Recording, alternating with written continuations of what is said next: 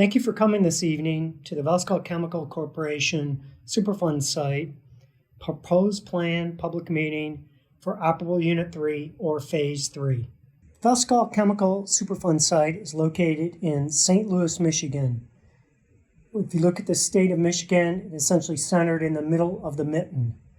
There are 4 operable units or 4 phases to the Velsicol Chemical Superfund site.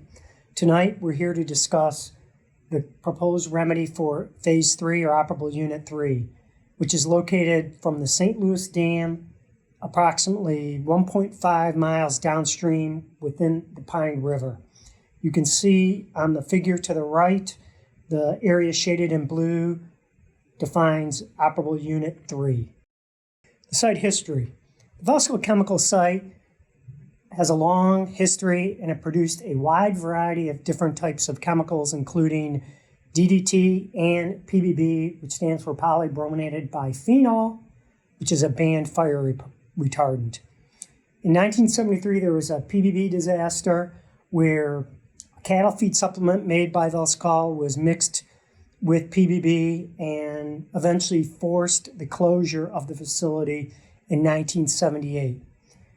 After 1978, the facility was demolished in place, and in the early 1980s, Velsicol implemented a containment remedy which consisted of a slurry wall and a cap at the former 52-acre former chemical plant site. And that containment remedy that Velsicol implemented has failed. The Michigan Department of Environment, Great Lakes, and Energy began a downstream investigation from the dam in 2003. They eventually released a report in 2011 and an addendum to the report in 2012 discussing the results of their investigation. In the investigation, they sampled over 15 miles of river within the Pine River, including floodplain soil, sediment, surface water, biota, which also included small mammals, birds, and plants. The chemicals of concerns that they discovered included DDT and its isomers, PBB, HBB, which stands for hexabromobenzene, and tris, which is also a banned fire retardant. So after EPA reviewed that data, it identified a number of data gaps, and then EPA began supplementing the Michigan work through beginning of a remedial investigation. EPA began its investigation in 2013, and the focus was on floodplain sampling, riverbank sampling, sediment, surface water, and fish sampling.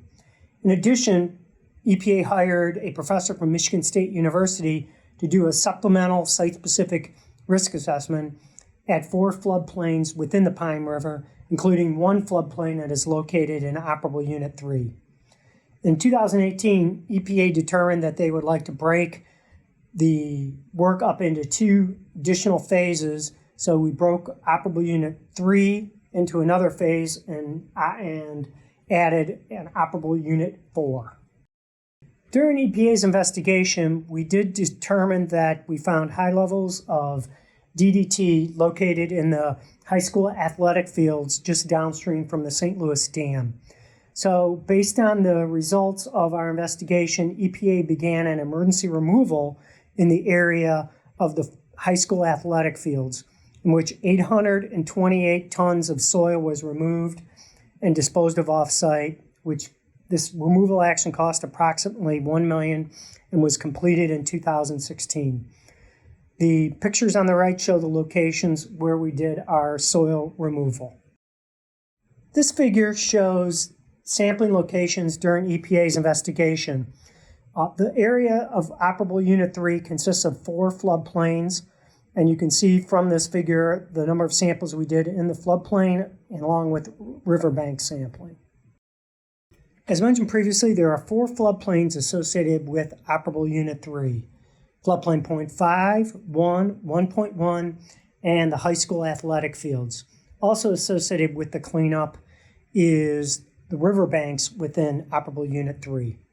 During our sampling event, we discovered contaminants that included DDT and its isomers that usually go by DDX, hexabromobenzene, HBB, and PBB. And based on our sampling event, DDT became the driver for the cleanup activities. Looking at the concentrations within floodplain 0.5, the DDT concentrations averaged from 7.3 to a high of 13. In floodplain 1, the average DDT concentration was 9, with a high of 23.5 parts per million DDT. Floodplain 1.1, the average was 5.5, with a high of 26 parts per million. In the athletic fields, since we did an emergency removal there, all material greater than 5 parts per million DDT was removed. For the bank samples, we took 31 samples adjacent to the athletic fields, and they had concentrations greater than 5 parts per million. The highest concentration was 82 parts per million. Only 2 samples greater than 5 parts per million from the athletic fields to the downstream end of Operable Unit 3 were greater than 5 parts per million, with the highest concentration at 7 parts per million. Due to scouring, very little sediment is present in the Operable Unit 3, but a couple soft areas exist with the highest concentration of 6 parts per million, with most of the samples under 1 part per million. In looking at the picture on the right, you can clearly see Velsicol during the operations and the direct discharges and spills that occurred during its operation. And what this means is that this material came from the Velsicol chemical plant site, went downstream, and was deposited in floodplains and on riverbanks and within sediment downstream of the dam. So historical discharges and spills and leaks really are the cause of the contamination within Operable Unit 3. EPA, when evaluating if a site requires a cleanup, looks at both human health and ecological risks. EPA uses various scenarios to calculate a risk range for both carcinogenic and non-carcinogenic risks. EPA's acceptable risk range for carcinogenic risk is between 1 in 10,000 and 1 in 1 million excess cancer risk. And for a non-carcinogenic risk, it would be hazard index less than or equal to 1. What this means is EPA uses various assumptions, such as children or adults ingesting soils at the site, and calculates the risk associated with that. So based on our data, our results from the human health risk assessment showed that potential risk associated with floodplain soils, riverbank soils, surface water, and sediment all were within EPA's acceptable levels for human exposure. So for example, swimming within the Pine River would not cause an unacceptable risk. We did find unacceptable human health risk associated with adults and children ingesting fish within OU3, specifically bottom-feeding fish such as carp. In addition to evaluating human health risk, EPA is also required to evaluate the risk to ecological receptors. Initially, EPA looks at the concentrations within the Operable Unit 3 and determines if they're above a certain level, which would require a more robust analysis. Our analysis showed that both DDT and HEB were greater than these screening levels and would require a more robust analysis. EPA did food web modeling and also, as mentioned previously, hired Michigan State University to do site-specific risk analysis on a floodplain within Operable Unit 3.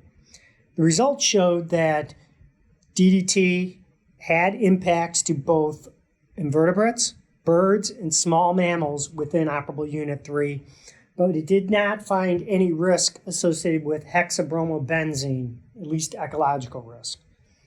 Also, total DDT and PBB, or polybrominated biphenyl, showed unacceptable risk within sediment within the Pine River, but we have very small amounts of sediment within the Pine River, only a few soft spot areas near the athletic fields. Due to the fact that we have unacceptable human health and ecological risk, EPA's next step was to develop cleanup criteria for the soils and bank soils within the Pine River and within OU3. Based on our studies, our site-specific ecological studies showed that hexabromobenzene was not causing unacceptable risk. Polybrominated biphenol was not present at ecologically relevant concentrations. So our focus was on DDX, or total DDT. And we used a number of lines of data to come up with a cleanup criteria of 1 parts per million for DDT, or total DDX. Again, multiple lines of evidence were used, and we chose this based on to balance the protectiveness of ecological receptors against the uncertainty of doing the actual risk assessment calculations. This slide gives a nice summary of the ecological risk assessment and shows regarding the various concentrations of DDT in soils and how that affects various ecological receptors. You can see the 1 part per million line there in terms of the cleanup criteria that we chose, or are proposing to choose, and why we chose it. In determining what our cleanup objectives are, some of the things we want to accomplish with cleaning up both floodplain soils and riverbank soils is to reduce the risk associated with mainly DDT by reducing the exposure to floodplain or riverbank soils. In addition, because of the riverbanks being contaminated, this material can continually erode over time and continue to provide a source to the downstream ecological receptors. So we definitely want to try to control that potential secondary source so contaminants are not resuspended into the Pine River. And we do think by meeting these objectives that fish tissue over time, particularly DDT, will be reduced to acceptable levels. Due to the unacceptable risk, mainly to ecological receptors, and the development of a cleanup criteria of 1 part per million total DDT, EPA then began looking at various technologies to address the unacceptable risk. Technologies that we initially looked at was monitoring, containment, in-place treatment, off-place treatment, such as digging it up and treating it elsewhere, and removal, which would be excavation and off-site disposal. So after EPA screened a number of proposed technologies, we put together various alternatives to address the unacceptable risk. We initially looked at 3 alternatives: a no-action alternative, which is required under Superfund; a second alternative, which would be excavation with off-site disposal, backfill the excavated areas, and riverbank stabilization. Then the final alternative we initially looked at was containment of floodplains and riverbank soils. In looking at the containment alternative, we screened all 3 alternatives based on implementability, cost, and protectiveness, and we did not feel that a containment remedy would be protective over the long run, so we screened that out and only retained 2 alternatives. Alternative 1, which is no action, which is required under the law to evaluate, and alternative 2, which is excavation and off-site disposal of contaminated soils and riverbank soils. EPA, when it evaluates alternatives, it uses 9 criteria to compare each alternative to each other. As the slide shows, the first 2 criteria, overall protection of human health and the environment and compliance with ARARs or regulations, are called threshold criteria and must be met by any remedy that gets put forward. Criteria 3 through 7 are called balancing criteria, and we use those to compare for each of the alternatives against one another. And then the last two criteria, 8 and 9, called the modifying criteria, are evaluated after the completion of the public comment period, and EPA's had the ability to look at public comments and state comments to determine if the remedy needs to be modified based on those comments. In our case, it's fairly simple. Since the no action alternative would not meet criteria number 1, therefore our preferred alternative is going to be alternative number 2, and it does meet all those 9 criteria or 7 criteria, and the state has indicated that they also are in support of alternative 2. So in any case, our preferred alternative will be alternative number 2.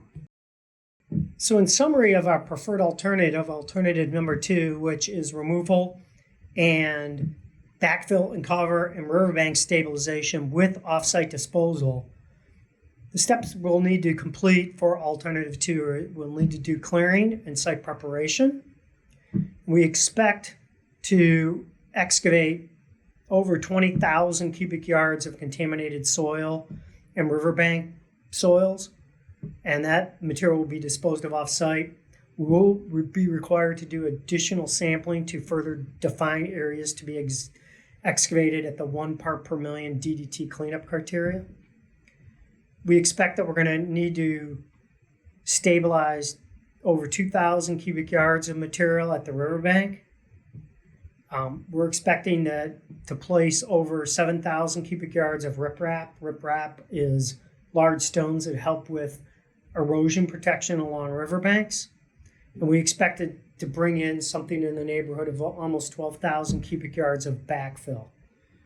The estimated cost for alternative 2 is $6.6 million.